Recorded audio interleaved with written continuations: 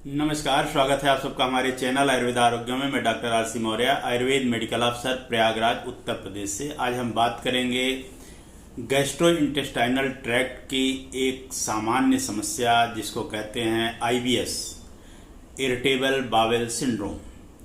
क्या होता है इरिटेबल बावेल सिंड्रोम?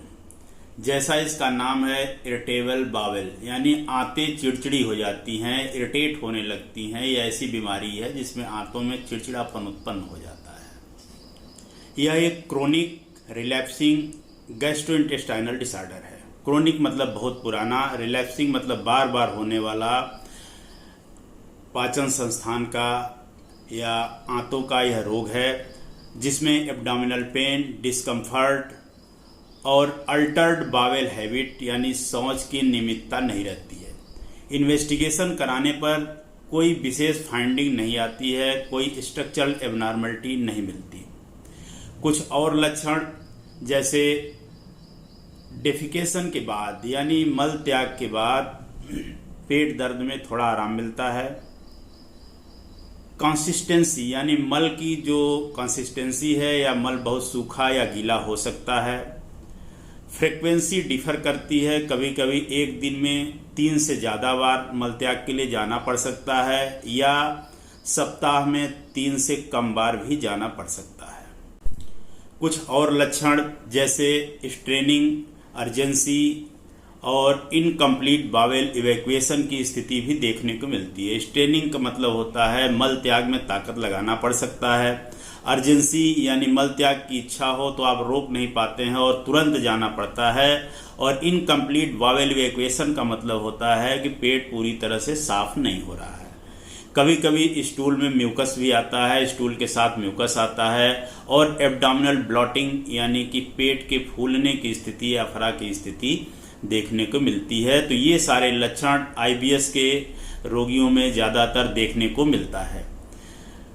पूरे पॉपुलेशन में 5 से 11% यानी 5 to 11% लोग इस रोग से प्रभावित हो सकते हैं।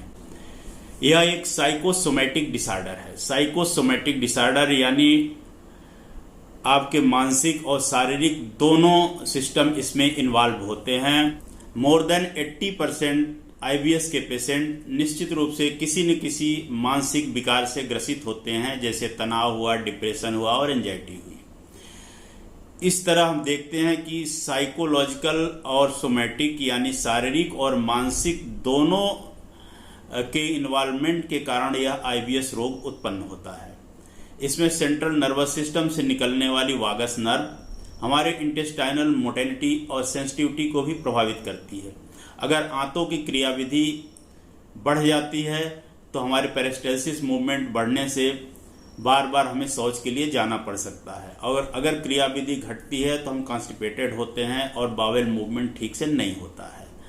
ऐसी स्थिति में ब्लॉटिंग, पेट का फूलना, ये समस्याएं उत्पन्न होने लगती हैं। स्ट्रेस, तनाव यह अगर लंबे समय तक बना रहता है तो कार्टिसोल नामक हार्मोन हमारे आंतों की क्रियाविधि को प्रभावित करने लगता है, जिसको मैंने पिछले वीडियो में विस्तृत रूप से बताया था।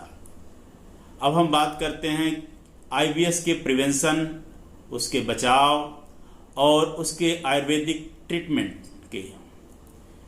वो कौन कौन से प्रिवेंशन के उपाय हैं, वो कौन कौन सी विधियां हैं जिससे हम IBS से बच सकते हैं, और कौन कौन सी औषधियां हैं जिनका सेवन करके हम लाभान्वित हो सकते हैं। सबसे पहले तनाव से बचें। तनाव से बचने के लिए हम योग, व्यायाम, प्राणायाम, मेडिटेशन और विपस्सना का सहारा ले सकते हैं। ये वो विधियां हैं जिनसे हम अपने माइंड को रिलैक्स कर सकते हैं और होने वाले तनाव से बच सकते हैं।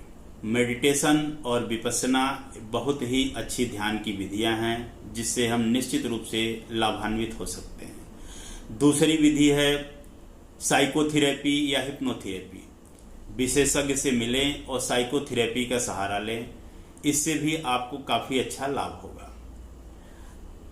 तीसरी बात है दिनचर्या, ऋतुचर्या, आहार, निद्रा का नियमानुसार सेवन करें, दिनचर्या का पालन करें, ऋतुचर्या के हिसाब से बताए गए क्रियाकलापों को करें।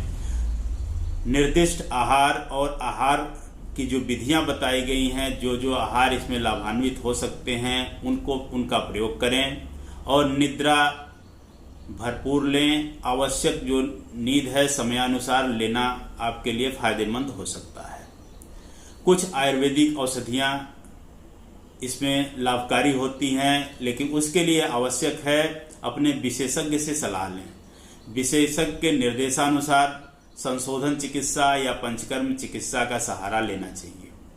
उसके बाद अगर औषधियों का प्रयोग किया जाए तो आपको अच्छा लाभ होगा। कनक सुंदर रस 2-2 गोली सुबह शाम, ब्राह्मी बटी 2-2 गोली सुबह शाम और अग्निवर्धन के लिए चित्रकादि बटी 2-2 गोली सुबह शाम लेना लाभकारी रहता है। विशेष परिस्थितियों में अपने चिकित्सक के निर्देशानुसार और दोषानुसार चिकित्सा कराने से अच्छा लाभ होता है। इसी के साथ ही धन्यवाद।